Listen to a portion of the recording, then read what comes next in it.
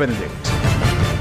Hello there, very good evening. Welcome to another edition of Face to Face. With each passing day this year, we draw closer and closer to a very decisive election here in Sri Lanka, an election that people have been wanting for since the beginning of the Aragalaya, and an election that the people can hopefully bring about some real change in the political system here in Sri Lanka. To discuss these matters and much more, we've got with us today Dr. Harini Amarasuriya, no stranger to the show, parliamentarian from the National People's Power Movement. A very good evening, Dr. Amarasuriya, and welcome to the show. Good evening, Charlotte. Thank you. So, Doctor, speaking about this growing conversation regarding Sri Lanka's policy and the general public really being awakened to the realities that be in the country and really becoming part of this political debate. Now, the most recent or the most significant event to take place recently was the May Day rallies. Now, of course, although in this part of the world, the May Day rally is used as a political statement, it's always the political parties who organize the rallies, although in reality, it's supposed to be a day for the working class of Sri Lanka, but for one reason or the other in Sri Lanka, it's the political parties that really lead the charge, and more often than not, the May Day is used as a statement of political power to show the general public of Sri Lanka how strong a political party is to have as many participants as possible for their May Day rallies. So, Dr. Harini, how did your May Day rally go? Went very well. We're very pleased. We had 4, as you know.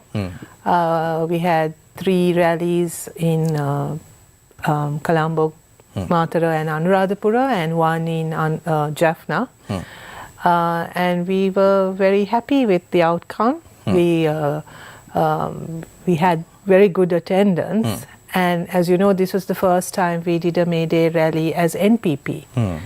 So that was also a significant milestone for us, and we were really pleased because we were able to show that we have grown, we have expanded, we have new members, new people joining us, but also that element of organizing and discipline that you generally see with the JVP May Day rallies was also evident in the NPP rally. So that culture of making sure that it's a safe space for everyone, that no one feels uncomfortable, that women and children can participate happily, that you clean up afterwards, that the processions are organized and orderly.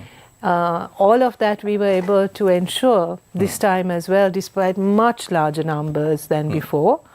So for us, that was a real reason to be happy, because not only did we bring numbers, but I think we were also able to really mark that day with a group of people who were very focused on why they were there.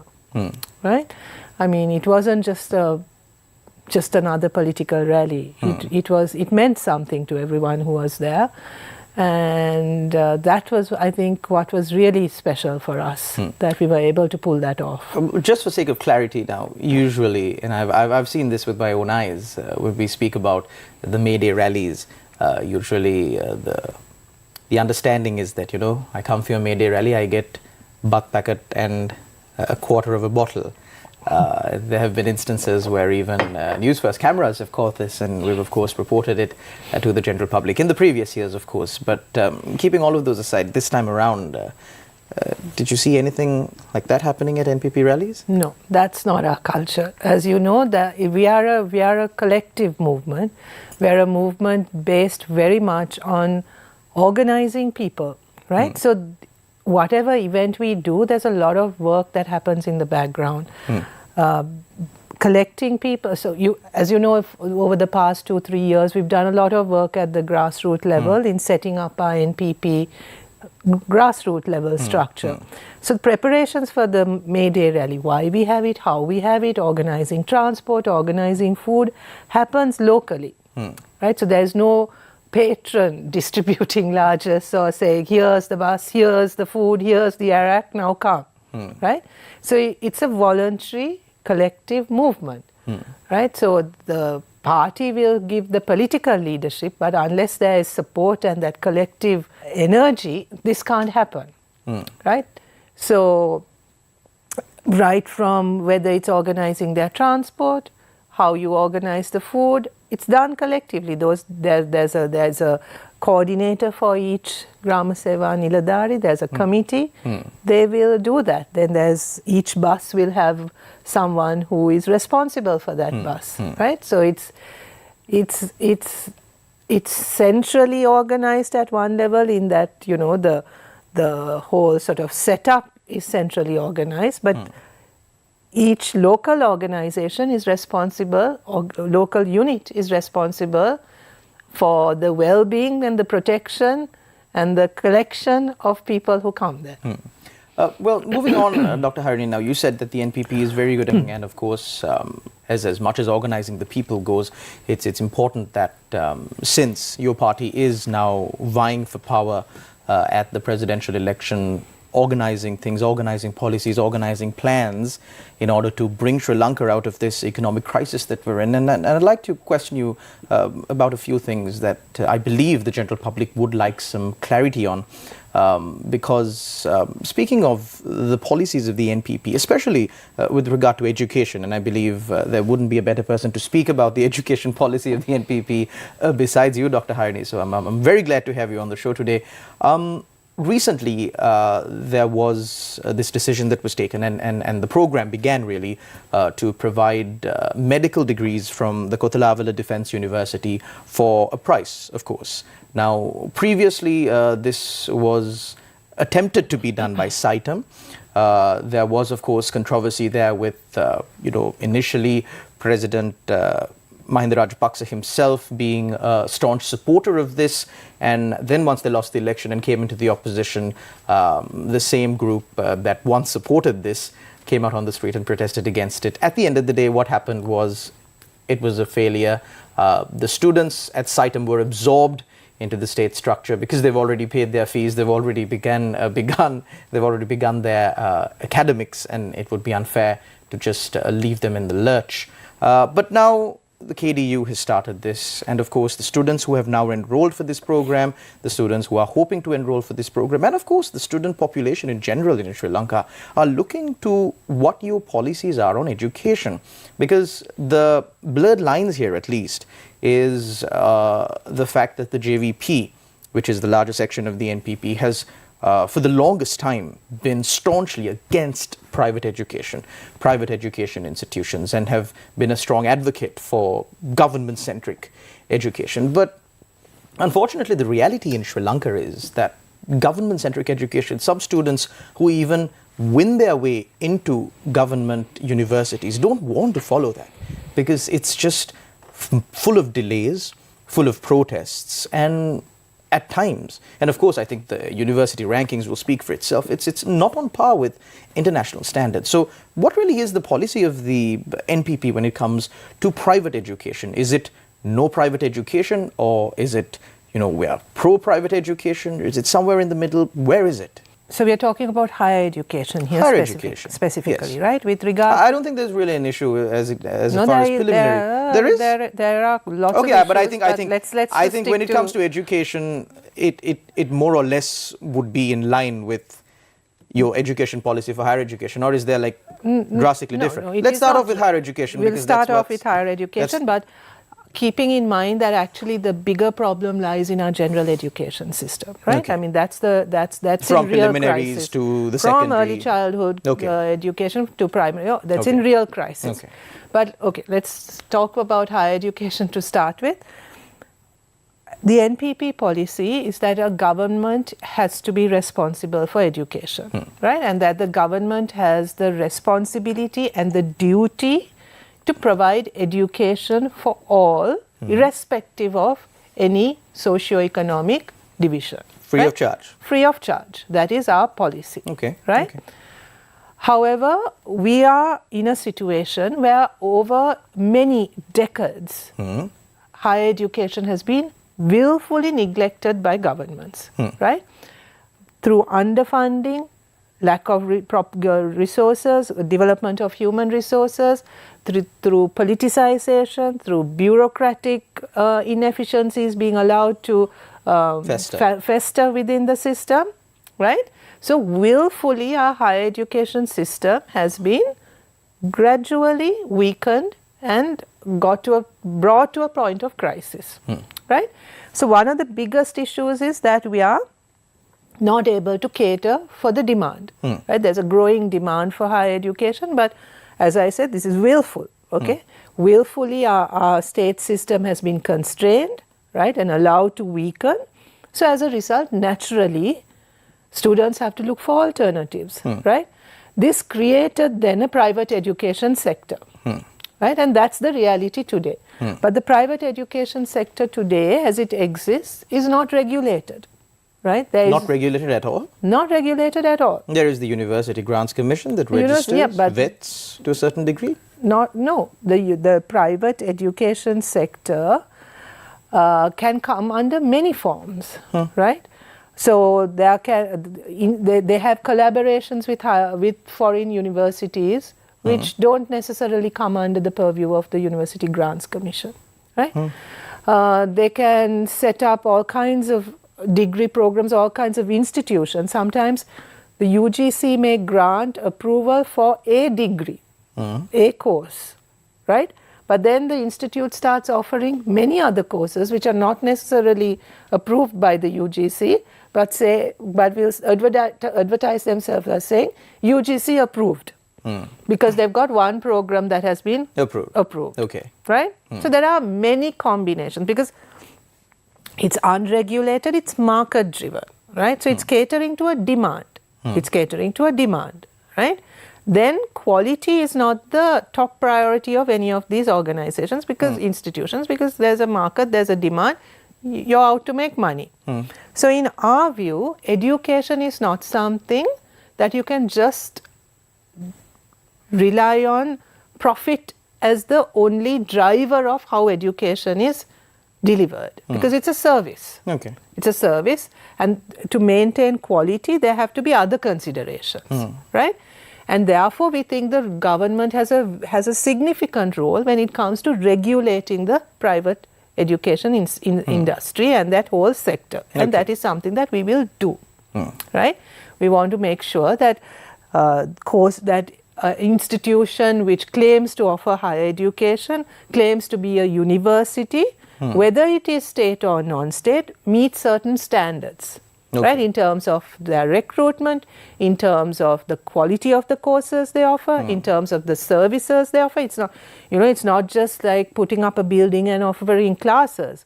Students have to have certain facilities. Students have to have welfare services. Students need to have access to good libraries. All of these things also have to be in place, right?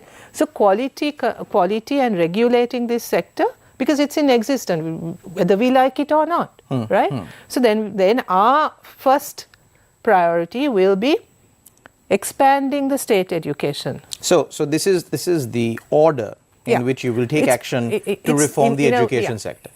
In terms of priorities. In terms of priorities. Because all of this, we can't sort of do one and then finish one before we can get to the other. Because things are in such a mess, we have to address all of these things simultaneously. Priority will be strengthening and expanding the state education, higher education sector.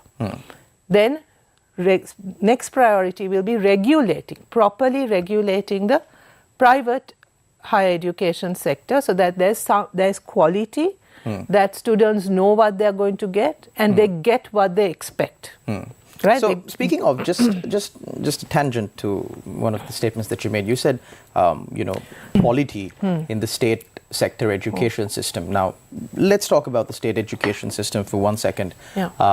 We see massive protests on the side of the students. While some of them are justified, people may think some are justified, others may think they are not justified. Whatever said or done, the state education system is there to educate students, to provide them with education.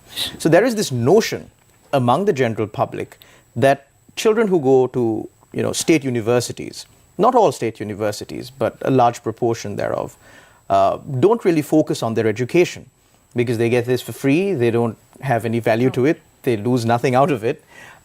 So, they go on this whole, spree of protests. They continue to fail exams and be at the university because, correct me if I'm wrong, but there is no real limit on the number of years that you can really stay at a state university and get education, no matter how many times you fail the exam. So this notion is there amongst the general public. What would you have to say about that? That's a perception. That's a notion. As you know, I came from the state I taught in the state education, state university before I entered parliament. Right?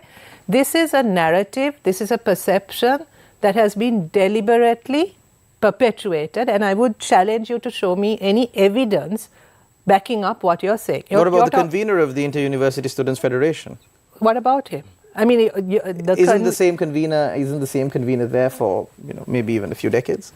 Not really. That's not true. To begin with, that's not true. Okay. Right? And to begin with, that's talking about one student, and there are. No, I'm just saying the most prominent example. Yeah, but that's hardly an example of an average university student. What would you say is an average university student? An average university student works really hard. Okay. Right? Has many challenges that they have faced first to get into the university, right? And then in a system which is increasingly placing lots of barriers for their advancement, and they're still sustaining. And despite all of these challenges, I still think that our state university system is delivering good graduates. By and large, there are exceptions. Do not forget that we are still producing the healthcare workers for this country, right? And they're top class, right? I don't think anyone can challenge that. There may be deficiencies; they may not be perfect, but they're certainly doing a good job in sustaining this health system under difficult circumstances. We are producing good enough engineers who can get jobs anywhere in the world, right? In every sphere, in every area, we are producing good graduates. We don't talk about those things, right? Our public sector top people come from the state university system, right?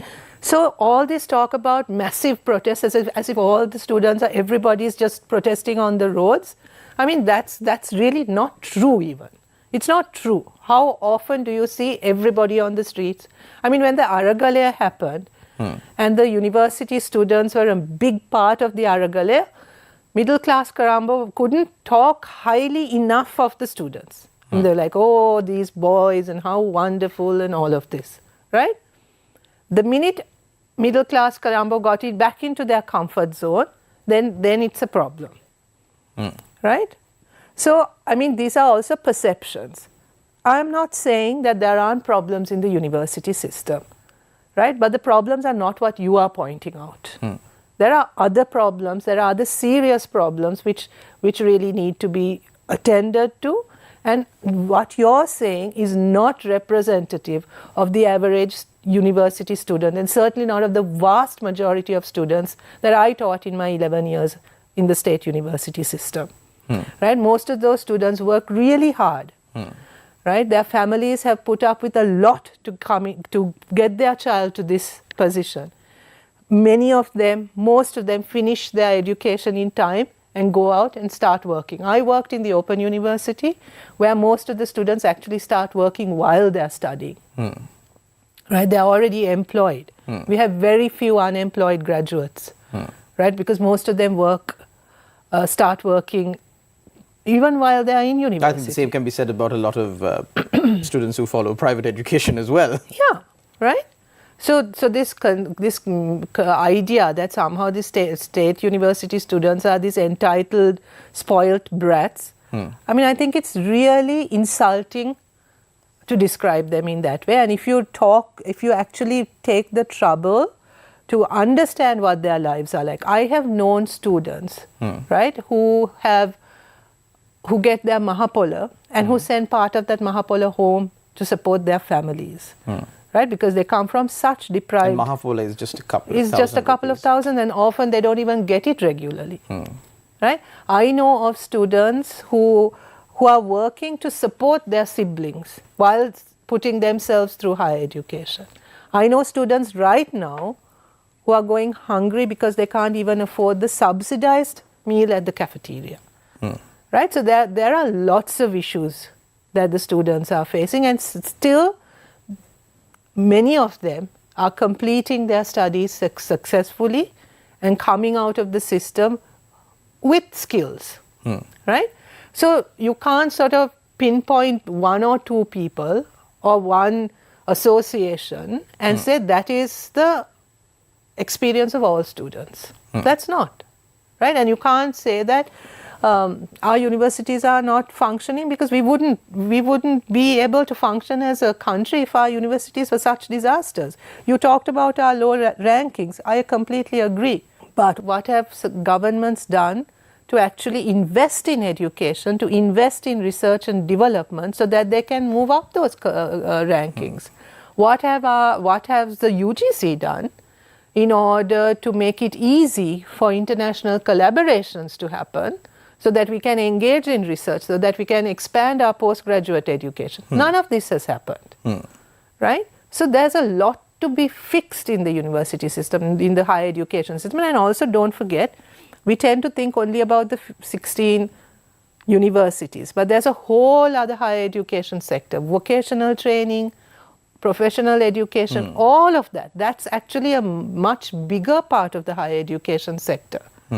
Right? And that needs as much attention, because that's in our policy, how we see it, there are certain disciplines, and there should be a very strong sort of professional and vocational higher education sector that's directly linked to training people for the job market, right? And that should be the bigger proportion of higher education.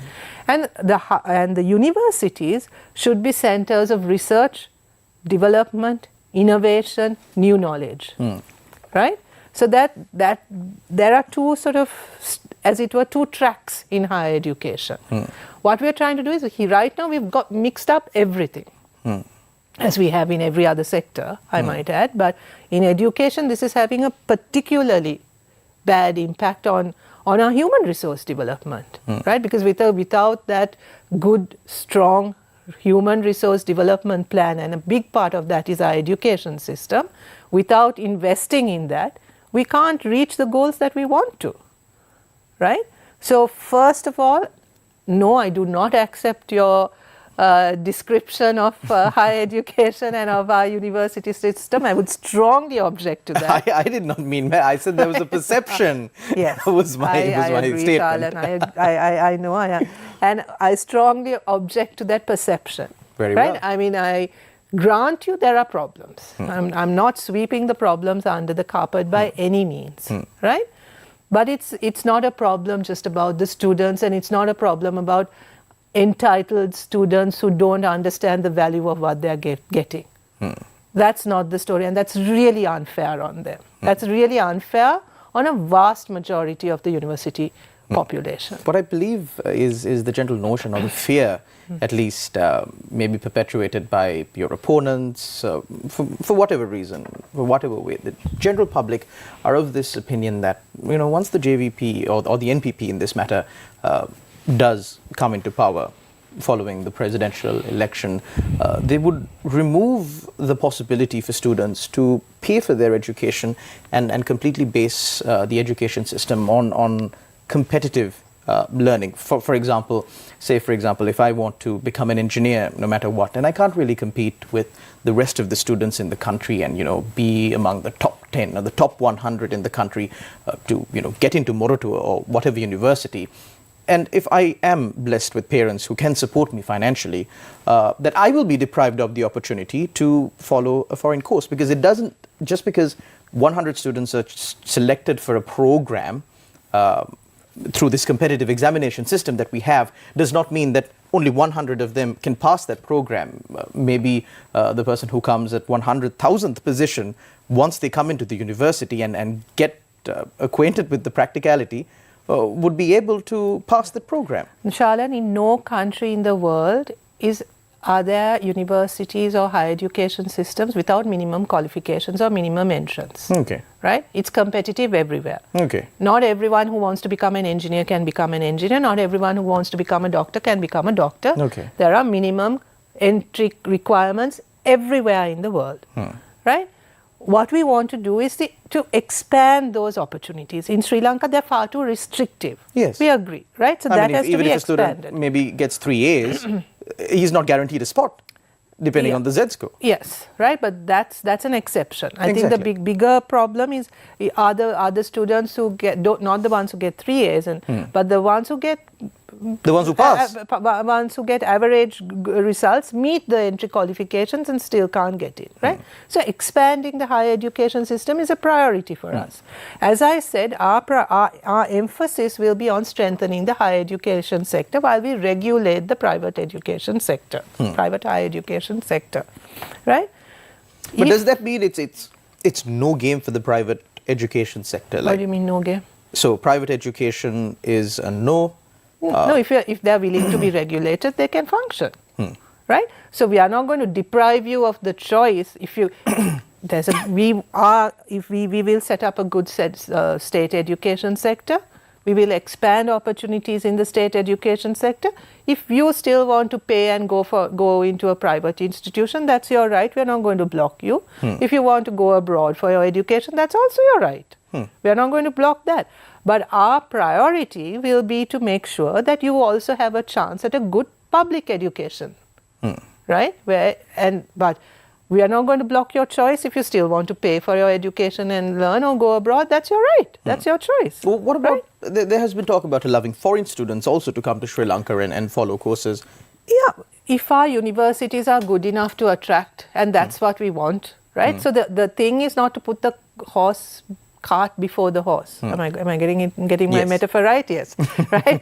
So you have to make sure if our universities are good enough, right? If our universities are good enough for our local students, then they're good enough for foreign students. I mean, you will attract foreign students if you have top quality universities, right? So our aim is not to set up a university with the intention of attracting foreign students, because we will not consider this as a sector for the government to make money, right?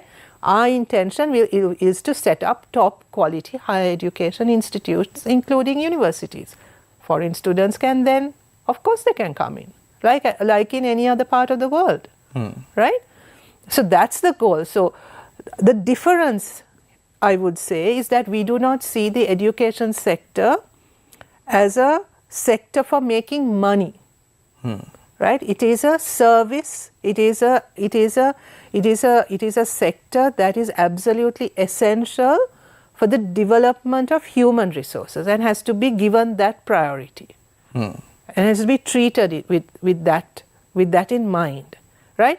If as a outcome of improving our quality, we are also able to attract higher foreign students, where we get other opportunities, so be it. I mean, that's wonderful. That will be great. I mean, the higher we go in the rankings, the more recognition we get, more people want to come into the universities. It's brilliant. But that's a way away. There's a huge basic problem that needs to be fixed.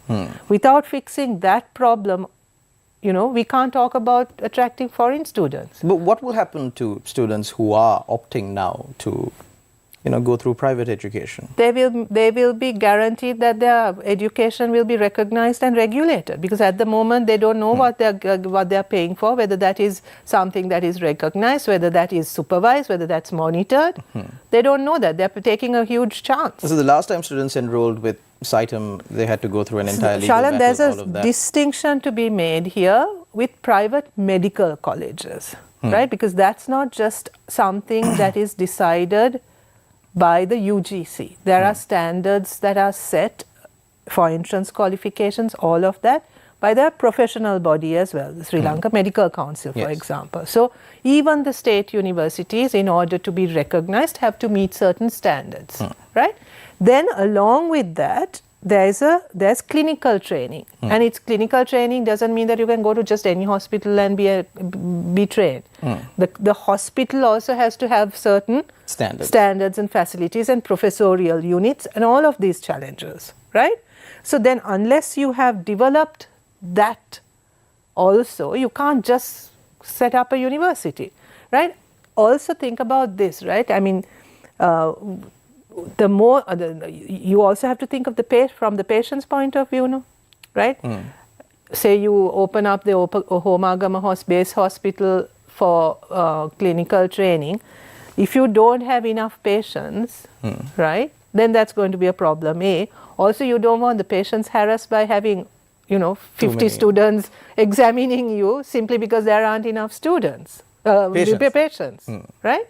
So all of these things are necessary, right, and have to be thought through and planned. Then we also need to know what we're going to do with the medical students who graduate. The country has certain requirements, right? But I think with the economic crisis and the massive exodus of doctors and other professionals. True, but that takes years again to build. Understood. Right? Dr. Harini, I believe we're quite overdue for a commercial break. We'll cross over and be right back. Stay with News First. You're watching Face to Face. News First, Face to Face with Shalan Benedict. කොට විසලා කියලා ඉන්නකෝ ඔයා ඔය පිනෝකියෝගේ වයිෆ්ට ඇඳගෙන කොහෙද යන්න හදන්නේ කියලා. Canvassing යන්න බැට්ටෝ. ෂා. මරුනේ. ඇයි ළමයෝ? නෑන්ටි ඒගොල්ලෝ එයි. මේ අතුලේ පෝරනවා වගේ. මගේ මේ ප්‍රශ්නේ මට තනියම විසඳ ගන්න පුළුවන් වෙයි කියලා මම හිතනවා නිරුවා. ඒ හින්දා අපේ පරිස්සමට මෙහෙට කවුරුත් එවන්න නිරුවන් කරදර වෙන්න ඕනේ. කියා දෙන්න ආදරේ තරම් අද රාත්‍රියට ඉදිහට සිරස ටෙලිතිරයෙන්. News First, Face to Face with Shalan Benedict. Welcome back. You're watching Face to Face. We're in discussion with Dr. Harini Amarasuriya, parliamentarian from the National People's Power Movement. Dr. Harini, we discussed in length, of course, about the education system in Sri Lanka, but even after such a long discussion, we were only able to cover just a small section of the higher education system reforms that Sri Lanka needs. And of course, whatever the plans that the NPP is having and the assessment of the NPP for the higher education system here in Sri Lanka. But I'd like to draw your attention to, the greater issues that Sri Lanka is facing as far as the economy is concerned. Let's start off with the statement made by former President Mahinda Rajapaksa, I believe, at the May Day rally. He said that it's better to allow us, meaning those who have been in power, to correct our mistakes and lead the country than allow people who have done bigger mistakes than us take over the country. How would you respond to this? Right. How old is Mr. Rajapaksa? Mahinda Rajapaksa? Close upon 75 north. 75, 70, yeah, 75 north, right? Older, I think. Anyway, I would think that he has had enough time to learn from his mistakes and correct his mistakes, because he has been in parliament a considerable number of those 77 years, right? And I think the people have given him enough chances. And where have we got to? That's the question that people are asking, right? So it's not as if he has not been given a chance to correct himself. I think the whole, when they were defeated in 2015, that was the same story. They said, no, give us a chance to correct our mistakes. Did they correct their mistakes? No, right? In fact, they repeated those mistakes with sorry? They compounded on them. They compounded on them, right? So I think this has to stop. I think, people in this country are no longer willing to buy this. Give us another chance to correct our mistakes. We are truly sorry, right? Because people in this country have given these leaders plenty of chances. I can't think of any other country that has been so patient with their leaders as much as we have, right? So, people are looking for something new. People are looking for something different.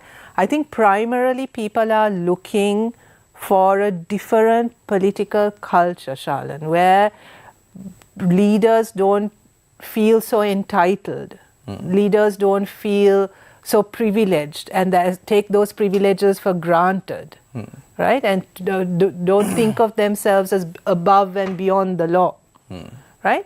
They want leaders who are grounded. They want leaders that they can relate to, that they can communicate with, and who they feel are truly accountable to them, right? And I don't think that generation of leaders that Mr. Mahinda Rajapaksa represents, and those leaders that came out of that political culture and system understand this, understand the need for a different way of doing politics, of a different style, different leadership style, right? And that is where they're so out of sync with the way the average citizen of this country is thinking, right? So his very speech shows to me the extent to which they're not understanding how much Sri Lanka has changed, how much the citizen has changed, and they're not even understanding what the citizen wants anymore. So do we really need leaders like that anymore? Do we need to really give them any more chances? I don't think so. I really don't think so. It's time for a new beginning. Well, the argument that they themselves propound, which is kind of ironic to a certain degree, is the fact that, well, you saw what happened in 2019 when you wanted a change.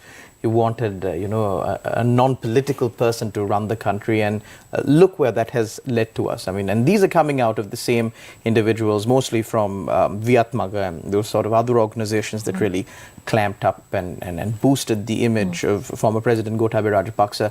They themselves are saying, look here, you all tried this once. It really didn't work out for you. It turned out to be extremely bad. So don't try it again, Give it to us. We know how to do things. Let us do things. My gosh, I didn't hear that, but I'm appalled, right? Because, I mean, I don't know. I don't think anyone is planning to bring Gotabaya into power again, or any Rajapaksa for that matter. So I think that's out of the picture altogether, right? What the NPP represents is a new, I can only speak for the NPP, what the NPP represents is a new political culture, a new leadership, and a leader who hasn't just come out of nowhere. I mean, this our presidential candidate, Andra Kumara Disanayaka, has been in politics, has gained experience, has worked from a grassroots level worker to a member of parliament, had a stint in as a minister, as a cabinet minister, and he has had years of experience in politics. I mean, he's educated, he's intelligent, right? And he's worked with the people. So he's proven himself, right? And we are offering that as a choice to people. We are not sort of suddenly, we have not constructed some person and said, here's the person who's going to rescue you from all your ills, right? They've had plenty of opportunities to see him in action. They have plenty of opportunities to question him, talk to him, meet him. The media has certainly done that, right? He's accessible. He's someone who's been tested and questioned, right? So I don't know who they're referring to when they say don't try that again, because I don't see a Gotabaya Rajapaksa candidate anywhere, right? And I mean, the gall of it, they are the ones who created this phony, right? And foisted him on the people of this country, and now to warn people not to do that again. I mean, do they think that people are fools? I mean, I think they do, right? I think they do. That's the level of disrespect they have for the people of this country. But I think they are utterly mistaken. They are utterly mistaken if they think that people are going to buy this kind of rhetoric. I think they are utterly mistaken. Shalan, the Rajapaksa project is over. That political culture that they tried to bring in is over. But I want to say this, it is not only the Rajapaksas who perpetuated that culture, who maintained that culture. I mean, perhaps they were the most sort of obvious version of it, right? But there have been more subtle thank you, more subtle versions of it also. And I think people need to recognize that as well, right? And I think people are beginning to recognize that, right?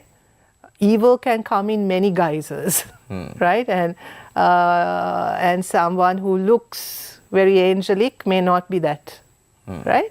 So I think we have to go beyond the sort of superficial aspects of it and really go into not also focus on the individual so much as look at the movement through which that individual is being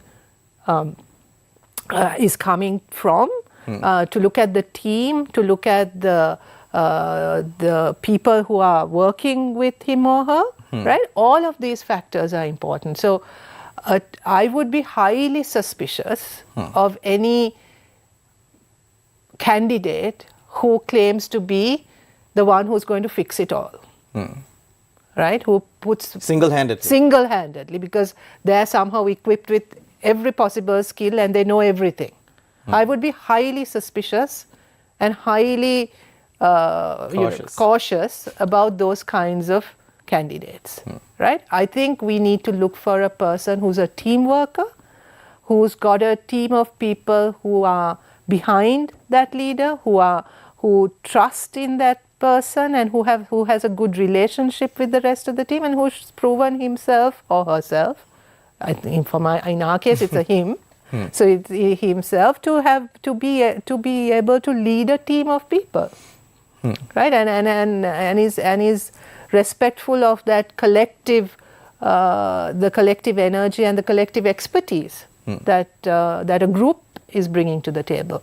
Well, Sri Lankans, especially in the recent past, have seen many promises being given.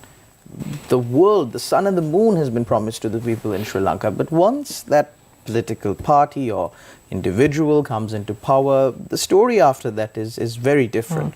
And Sri Lankan people have time and time again showed that as much as they gave the leaders of our country a huge leash back in the day, much leeway, they'd probably give them 2 terms before they really decide, okay, this is not working, these people are lying to us. Now that period has started to get shorter, starting with President Maithripala Sirisena. He came, he promised deliver certain things.